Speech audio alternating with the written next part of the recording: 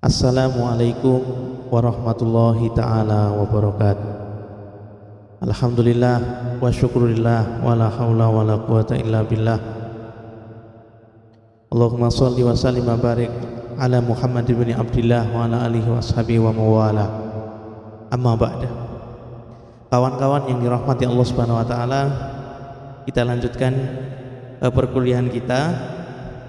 Ini pertemuan yang terakhir sebelum kita UTS sekaligus sebelum lebaran, karena sesuai dengan edaran dari Prodi bahwa nanti tanggal 24 berarti besok Sabtu adalah kuliah terakhir, kemudian pekan depan sudah UTS. Maka ini pertemuan yang terakhir, nanti kami sampaikan materi yang terakhir, menyambung materi yang kemarin terkait hukum mem sukun. Insya Allah untuk soal UTS akan kami kirimkan, nanti pakai Google Form saja ya, menggunakan Google Form.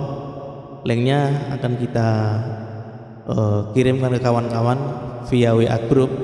Insya Allah ya paling lambat besok Sabtu insya Allah sudah kita sampaikan, biar bareng dengan kelas-kelas yang lain, dan sekaligus kelas yang lain juga belum selesai. Ada jadwal terakhir yaitu hari Sabtu jam 7.30 waktu Indonesia Barat, itu ada kuliah tahsin juga untuk kelas kita. Jadi nanti setelah itu mungkin siangnya pada zuhur akan kita kirim untuk link Google Formnya terkait soal UTS. Kemudian waktu pengumpulan jawaban itu dikumpulkan, dia wajib ngisi link itu maksimal tanggal 30. Tidak apa-apa lah, tanggal 30 silakan sudah selesai semuanya, sehingga bulan depan, bulan Mei itu apalagi banyak tanggal merah, hari raya ya, apalagi untuk pelaporan yang lebih penting ya. Kita usahakan, kami mohonkan dengan sangat kawan-kawan kerjasamanya agar bisa mengikuti sesuai ketentuan yang ada ya. Oke, kita lanjutkan pembicaraan terkait mim sukun. Kemarin sudah kita jelaskan pada pertemuan sebelum yang terakhir ini terkait materi mim sukun. Kemudian materi berupa file ya, itu juga sudah kami kirimkan kemarin sore. Jadi kawan-kawan silahkan ini sambil membuka link ini, sambil mengikuti kuliah kita ini, sambil dibuka itunya ya, catatannya, karena nanti lebih banyak prakteknya gitu ya. Bahkan sebenarnya mata kuliah tahsin ini memiliki karakteristik yang cukup berbeda dibandingkan dengan mata kuliah yang lain umumnya, dan mungkin lebih tepat dikategorikan mata kuliah praktikum, sehingga yang ditekankan otomatis ya prakteknya, bukan teorinya. Ini lagi-lagi bersama kawan-kawan, kesungguhan kawan-kawan terutama di masa pandemi untuk banyak praktek, mencari tahu, bertanya jika tidak tahu, kemudian video yang sudah dikirimkan ya dipelajari berulang-ulang, kalau nggak paham terus diulangi, begitu baru nanti dikomunikasikan dengan dosen maupun dengan kawan-kawan.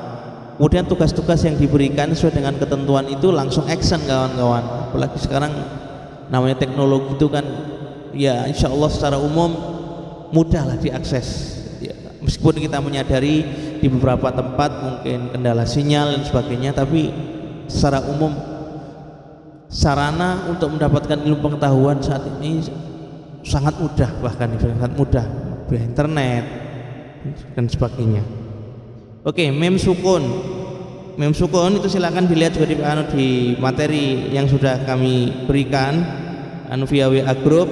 Bisa lihat di papan tulis ini yang kolom belakang saya ini, kolom kanan ya kalau dari kawan-kawan. Tentang hukum mem sukun itu ada 3 ya. Topiknya ada 3 yang dibahas. Yang pertama izhar syafawi, yang kedua ikhwa syafawi, yang ketiga idgham mutamasilain. Untuk izhar syafawi ini sebenarnya sudah kita jelaskan kemarin ya, tapi untuk mereview sekaligus memberikan keterangan yang lebih, kita kita berikan penjelasan lagi pada hari ini. Kita bahas satu persatu lagi ya. Langsung di poin 2 kawan-kawan, silakan dilihat materinya di poin 2. Macam-macam hukum mem sukun itu di skema di bagan itu sudah dibuat hukum mem sukun. Ini saya biar lebih runtut kami bahas dari yang belakang saja ya, sesuai dengan bagan. Itu yang pertama adalah ikhfa syafawi. Ikhfa syafawi itu hurufnya itu sudah ikhfa syafawi itu hurufnya itu ya mem dan ba, ya mem dan ba.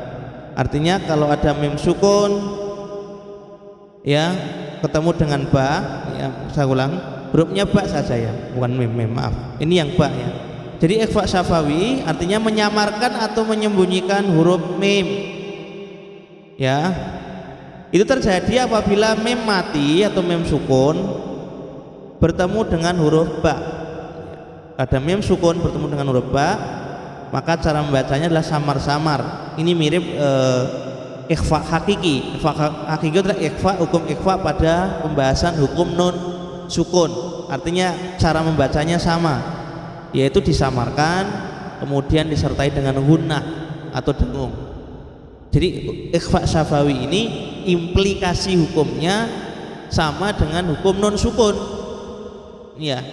Jadi dibaca samar-samar kemudian disertai dengan gunnah atau dengung. Bibir atas sama bibir bawah itu harus sejajar begini ya, kemudian ya samar-samar sesuai dengan karakter hurufnya masing-masing ya. Jangan sampai kemudian ketika kita baca ba sama dengan baca huruf to, karena ini ba ya. Untuk ikhfa syafawi ini kan mem sukun bertemu ba, maka karakter huruf ba ini harus muncul. Kita ambil contoh misalnya ini wa ma hum bi kharijina, kita baca wa ma hum bi kharijina minan nar. Hum, wa ma hum ini kita garis bawah itu wa ma hum bi kharijina minan nar.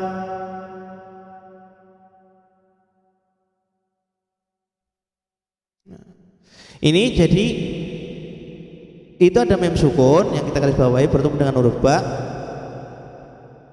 Ini bacaan ikhfa syafawi, maka baca samar-samar ya. Masih posisi memnya itu harus samar karena dia di depannya berhadapan dengan huruf ba.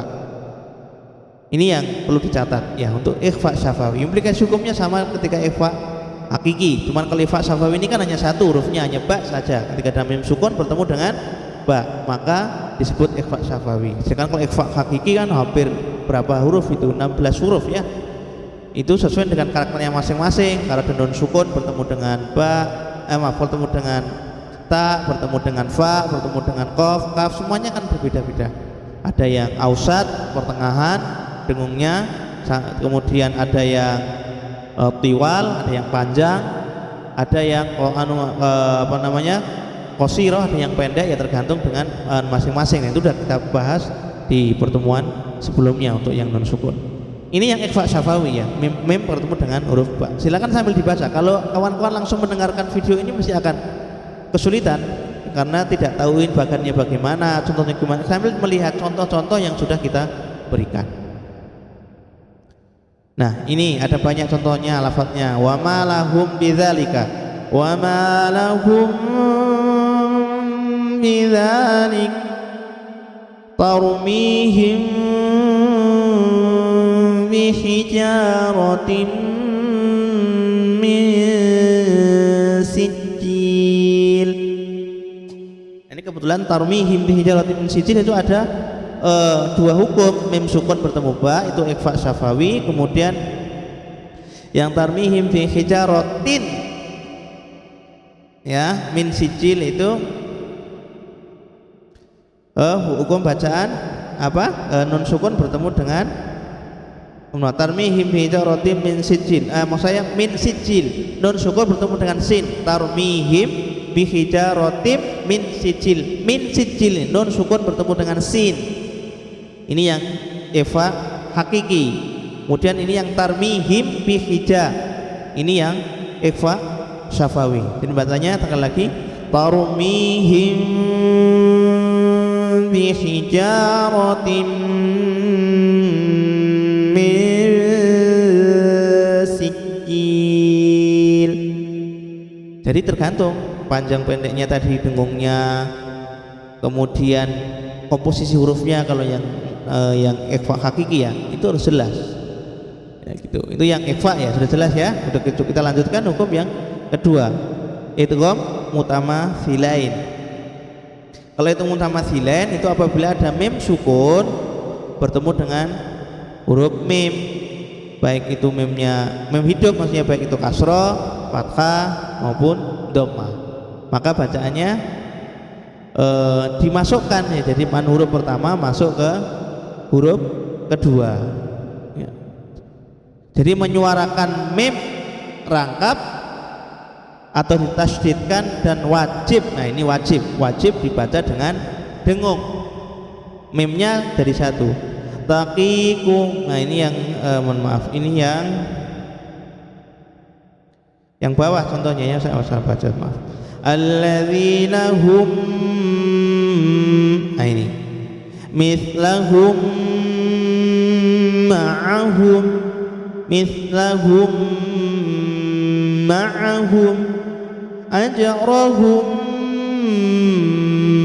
marratain, ajrahum marratain.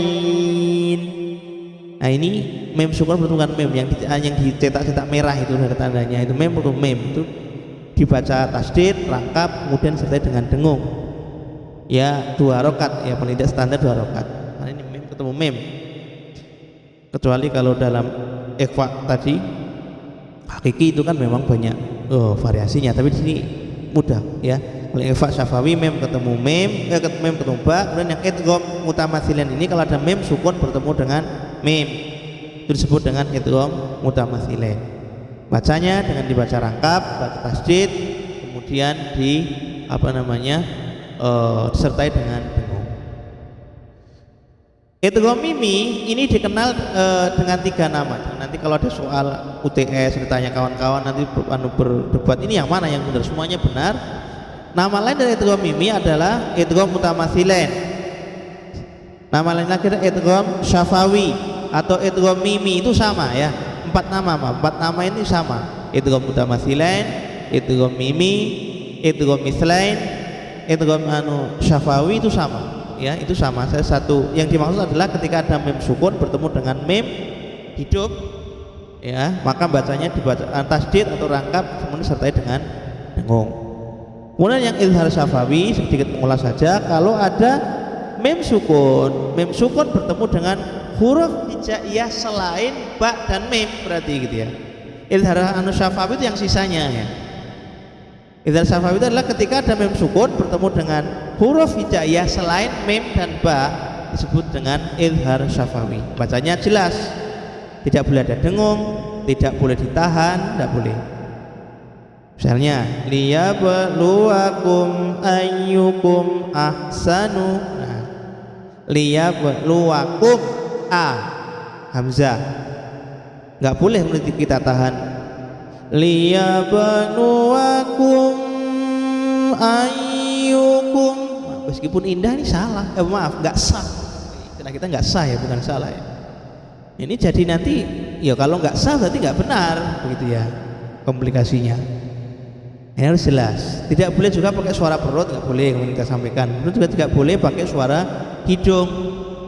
Jadi jangan bangga kalau teman-teman kita membaca dengan khaisum suara hidung, kemudian wah ini indah, bagus, beda dari yang lain, berarti istimewa. Nggak istimewa itu malah salah, nggak sah ya.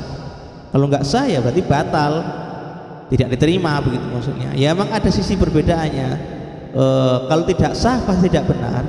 Tapi kalau tidak benar belum tidak sah. Jadi agak sedikit ada perbedaan. Yang sah adalah lebih sah itu kata sah, absah itu lebih tinggi dari benar. Karena kalau absah mesti mendekati benar, tapi kalau benar belum tentu sesuai atau keabsahan yang semestinya. Itu mungkin yang kami sampaikan terkait dengan materi mem sukun pada mata kuliah kita di mata kuliah Ta'an Tahsin. Sekali lagi kami mohon untuk mengakhiri kuliah kita ini, kita mohon usaha aktif kawan-kawan untuk mendengarkan mungkin 2-3 kali video-video yang telah kita kirim, kemudian membaca beberapa makalah yang telah kita sampaikan ya.